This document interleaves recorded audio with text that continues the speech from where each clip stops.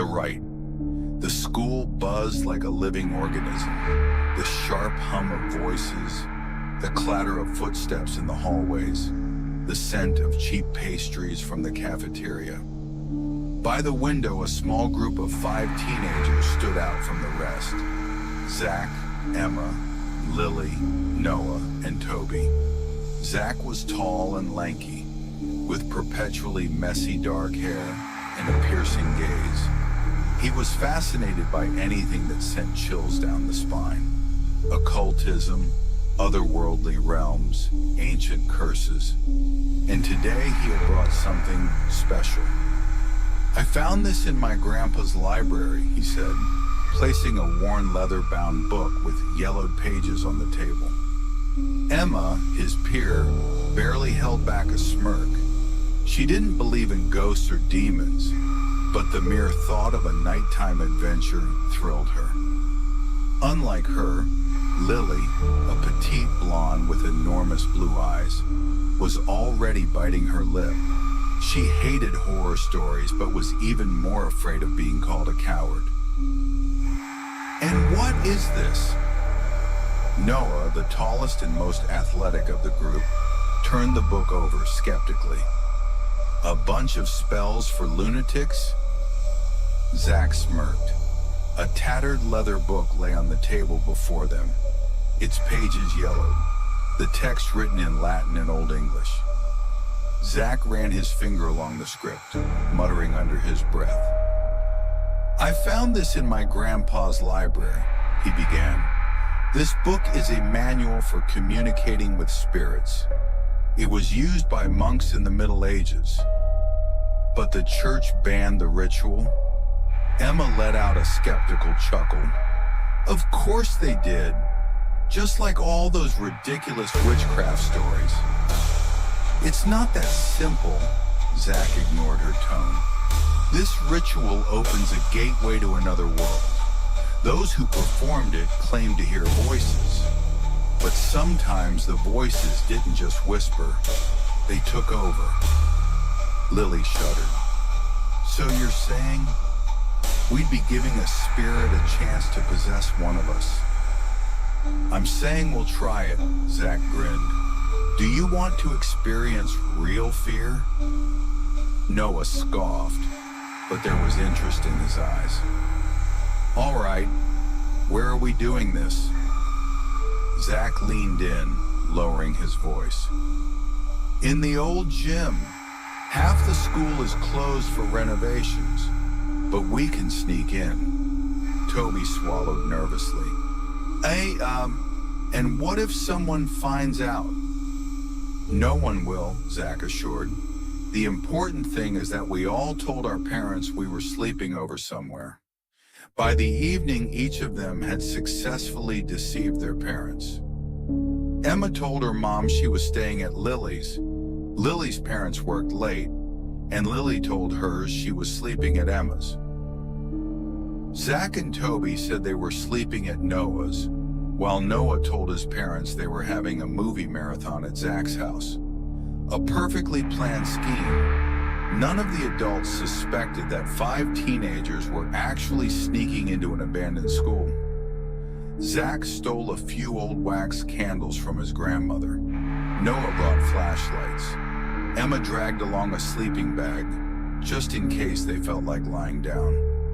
Lily brought a bottle of soda and chips, saying, "If the ritual turns out to be boring, at least we'll have snacks." Toby took an old folding knife, for self-defense, as he put it. Once everything was set, they went home to wait for midnight. At exactly 11:45 p.m., the group met at the school side entrance.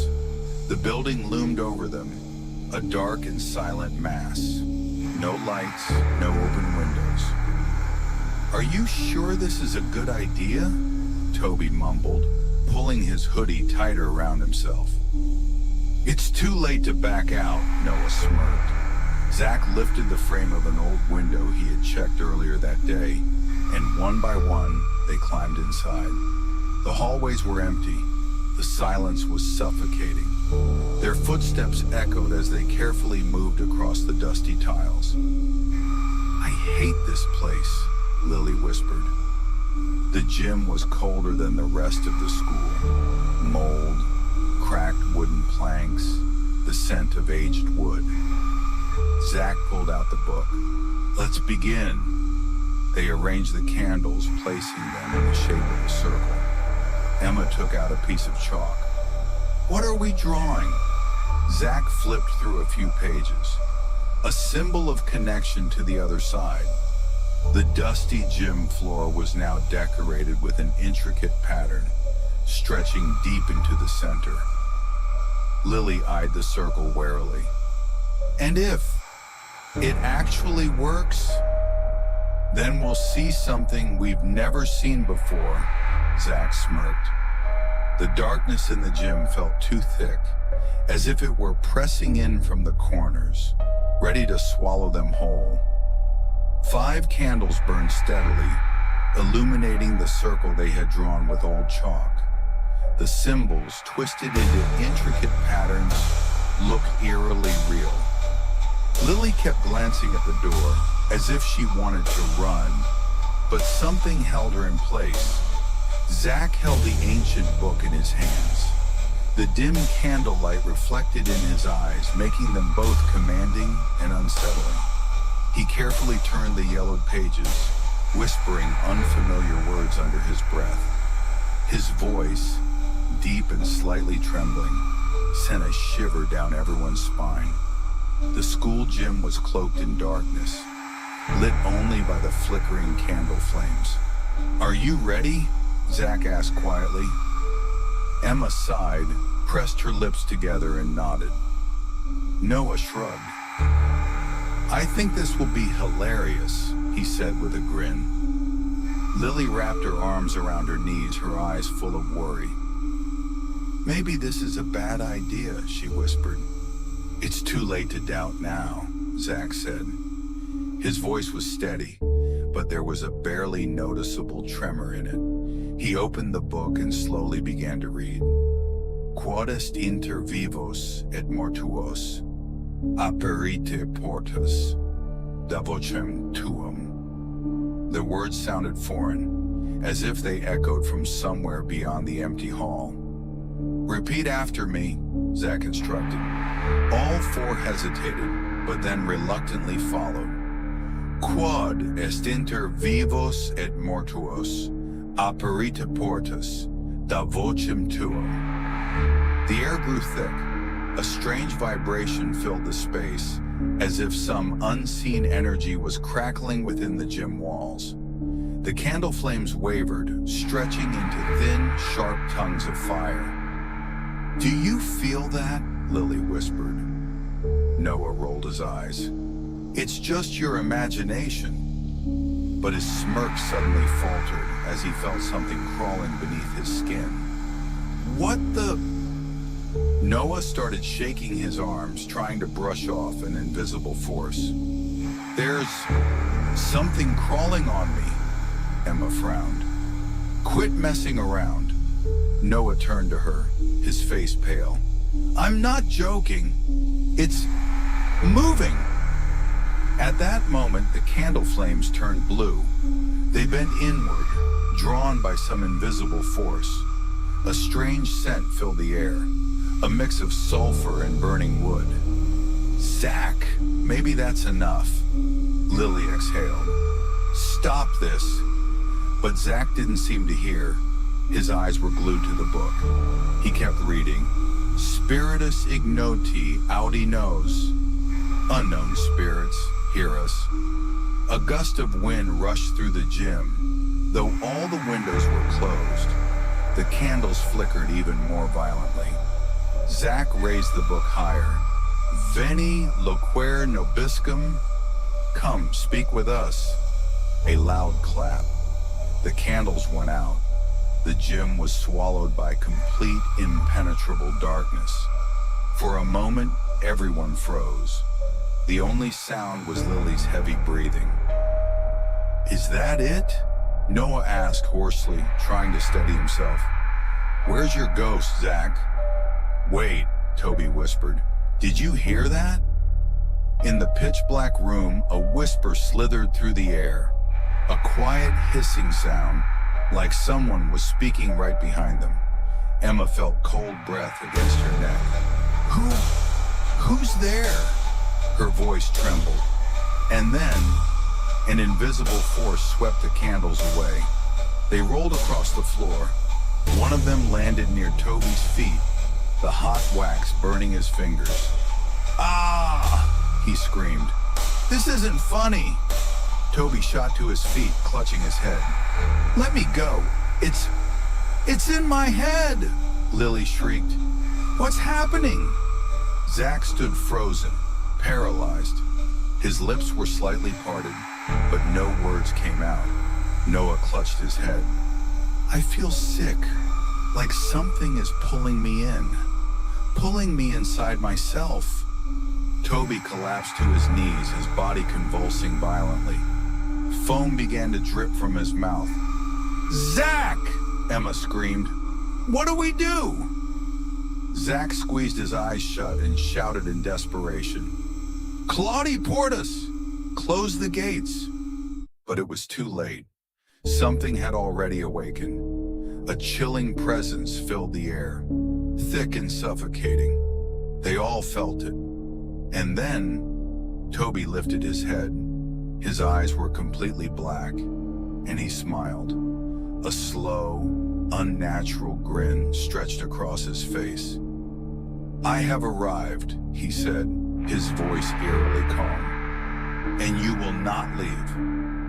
Silence swallowed the gym like a burial shroud, a silence so thick it clung to the air like tar. Only the teenager's heavy breathing echoed in the darkness.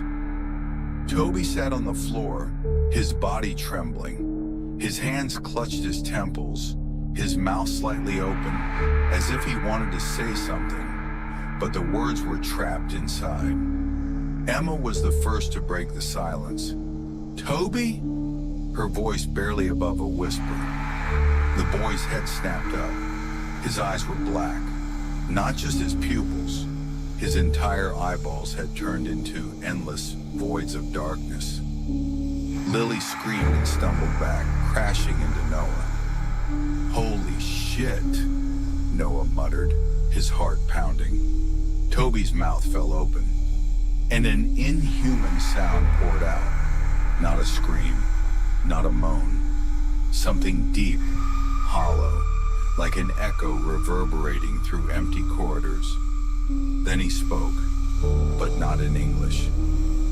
"Razen thul makarith, exar torma." The words were foreign, ancient. They rumbled from deep within his throat, yet the sound was too smooth, too precise, spoken as if by someone else entirely. What is he saying?" Lily clung to Emma's arm, her nails digging into her skin. I don't know." Emma stood frozen, feeling an icy terror seep into her bones. Zach, who had been paralyzed in shock, suddenly grabbed the book and started flipping through the pages in a frantic panic. It's the language of the ritual," he whispered. "What?" Noah shouted. "You brought us here, and you don't even know what we summoned?" Zach didn't answer. Toby spoke again. But this time, everyone understood. "I see you. I feel your fear." His voice was not his own. It was deep, hollow, like a being speaking from beyond this world. Lily let out a soft whimper. "Toby, please." Slowly, he turned his head toward her. His jaw unhinged slightly, lower than it should, and a twisted, unnatural grin stretched across his lips. "You are sweet. I will tear off your arms and drink the blood from your bones while you beg me for death." Lily screamed, stumbling backward until she hit the wall. "Stop this!" Emma grabbed Zach, shaking him violently. Zach struggled to breathe. his hands shaking as he flipped through the book's pages. But they were all jumbled, out of order. I will split your ribs like ripe fruit. I will eat your tongue and let you hear me chew it. Suddenly, Toby spasmed violently, foam spilling from his mouth.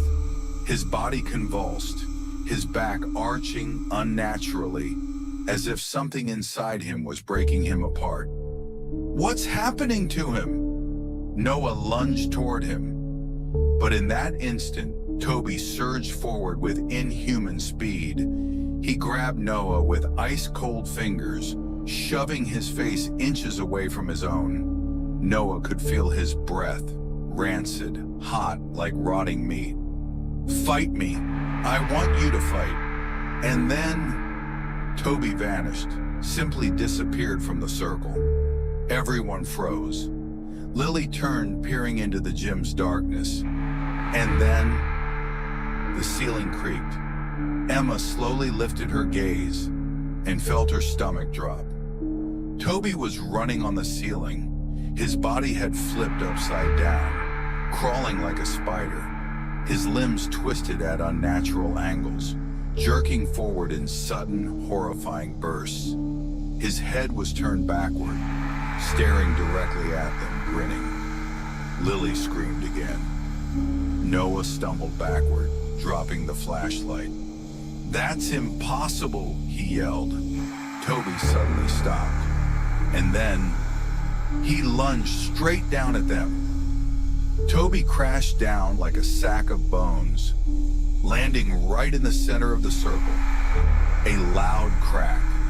For a second, it looked as if his body had shattered, like a doll thrown from a great height. But then he moved. A low, grinding creak.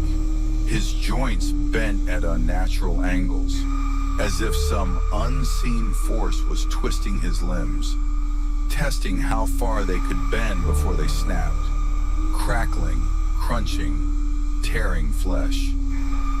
Slowly, Toby lifted his head. His lips were stretched into a grotesque grin, thick, bubbling saliva dripping from his chin. His eyes, they were black as ink, bottomless, like pits into the void. Lily let out a strangled whimper and stumbled backward, but she couldn't look away. Toby spoke, but it wasn't his voice. Hunger, ... I feel hunger. His neck twisted unnaturally, as if he no longer understood how to hold his head properly. He took a shuddering step forward. You are mine. You will not leave. He moved toward Lily. She scrambled back, tripped, and hit the wall hard. Toby dropped to all fours, his movements jerky, twitching. You will be the first, Lily screamed. Toby lunged.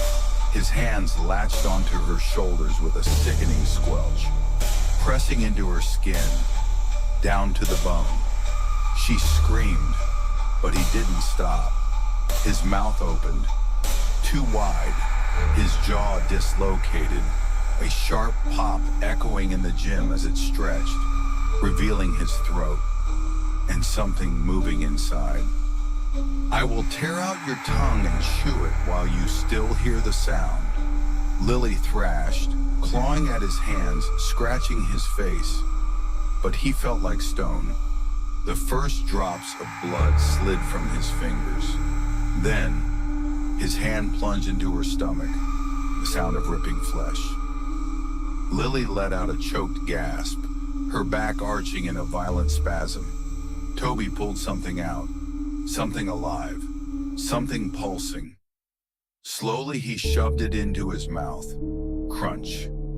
He chewed. Noah screamed and lunged at him, but Toby swung his arm with monstrous force, sending him flying across the gym. Bones snapped. A dull thud. Noah hit the floor, writhing in agony. Emma couldn't breathe. She saw Lily's body twitching, convulsing, while Toby chewed her insides, blood dripping down his chin. Zach grabbed Emma's arm and yanked her back. We have to run. But where? There were no doors. They had disappeared. They were trapped. Toby lifted his head and swallowed slowly. His chest rose and fell, as if he was satisfied. Next, he turned toward Noah. Your lungs will be sweet. He leapt, a muffled scream. Blood splattered across the wooden floor. He tore into him with his bare hands. He ate him alive. Emma couldn't move.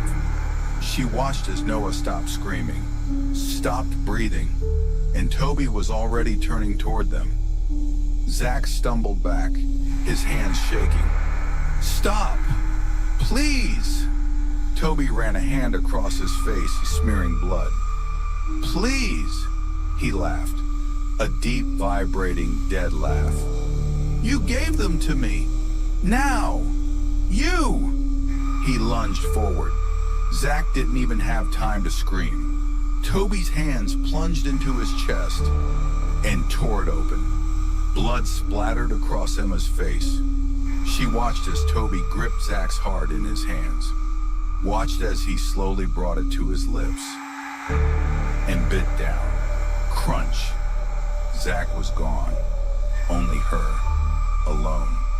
Emma couldn't breathe. Toby turned to her slowly. You're the last one. She backed into the wall, trembling, no longer trying to resist. But you are my prize. He reached for her, and in that moment, the gym doors burst open. A blinding light filled the room, and Emma screamed. The next morning, the police found her sitting in the corner of the gym, eyes wide open.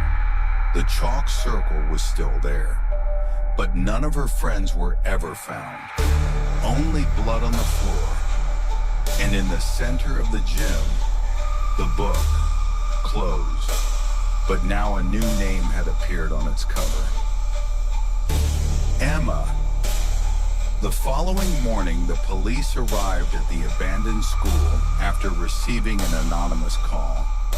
As the officers entered the gym, they were immediately hit by the overwhelming stench of rot and blood. Emma sat in the corner, curled up, her knees pressed to her chest. Her wide, unblinking eyes stared into nothing. Her lips were stained with dried blood. She didn't speak. She only rocked back and forth, whispering something too faint to hear.